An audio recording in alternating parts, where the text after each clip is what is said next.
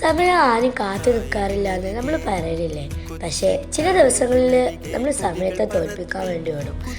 ഇന്നലെ അങ്ങനെ ഒരു ദിവസമായിരുന്നു. ഒരിക്കലും ബസ്സിലൊക്കെ ആയിട്ട് നമ്മൾ നേരെ റെയിൽവേ സ്റ്റേഷനിലേക്ക് പോയിട്ടോ. ട്രെയിൻ വന്നതും കാഴ്ചകൾ ആസ്വദിച്ചുള്ള ആ യാത്ര സ്റ്റോപ്പായത് കടലുണ്ടിയിലാട്ടോ.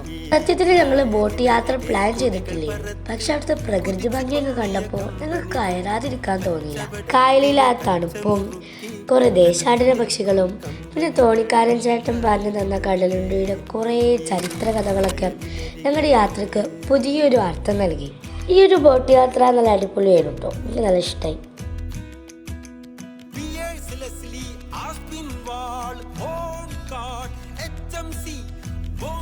कंपनी मधुर कंपनी एवी തോമസ് कंपनी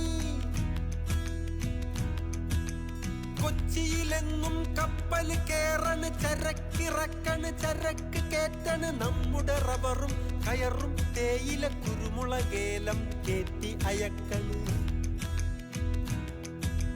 നമ്മുടെ നാടിൻ കരള് തുടിക്കണ് വയറു വിശക്കണ് നോ വേക്കൻസി.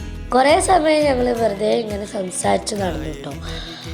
അത്രയും സമയം വെയിൽ കൊണ്ടുകൊണ്ട് തന്നെ നല്ല ക്ഷീണം ഉണ്ടായിരുന്നു. പിന്നെ ഞങ്ങൾ ആ ക്ഷീണമൊക്കെ മാറ്റാൻ വേണ്ടി കടലുണ്ടി റെയിൽവേ സ്റ്റേഷനിൽ പോയി കുറേ സമയം വെറുതെ ഇരുന്നു. ഏകദേശം ഒരു 3/4 മണിക്കൂറോളം. ഞങ്ങൾ ബോട്ടിലൊക്കെ കഴിഞ്ഞ് ക്ഷീണിച്ച് വന്നപ്പോൾ ഞങ്ങൾ ഒരു കടയിൽ ഓറേസ് ഉണ്ടാ ചോദിച്ചു കയറി. അപ്പോൾ കാക്ക പറയണം, എന്താ പറഞ്ഞു മോൻ, എന്താ പറഞ്ഞേ? ഓറേസ് ഉണ്ടാച്ചു. ഓറേസില്ല സിപ്പപ്പേ ഉള്ളൂ. അപ്പൊ പിന്നെ ഞങ്ങൾ ചോദിച്ചു ഉപ്പിലിട്ടുണ്ടാന്ന്. അപ്പൊ ഇത് പറഞ്ഞത് ഉപ്പിലിട്ടില്ല മഞ്ചാടി ഉള്ളു. മക്കളെ സീനി കാക്കട്ടോ. നമ്മൾ നേരെ പോയി നല്ല അടിപൊളി ഊണ് കഴിച്ചിട്ടോ.